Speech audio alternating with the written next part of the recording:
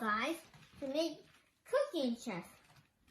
I'm gonna teach you how to make a sushi roll that has nothing on it. That has nothing. Okay? First you get a nori, then next you kind of get some rice like this. But we don't have a batter. If you don't have a batter, you like put it on here. Then next, you eat the leftover.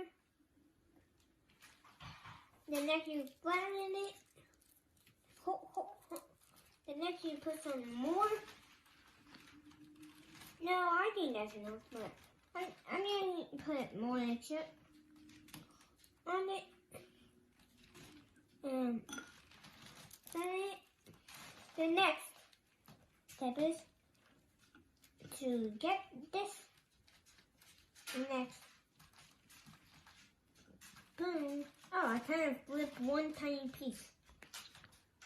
Oh, I made a mess. Don't stop the video. Next, we make a roll. Then next, we put it in the middle. Then make the camera down at this. And next, we roll it up. Guys, I think I put too much. And just take some. I think I should have ate it. The next step is like this.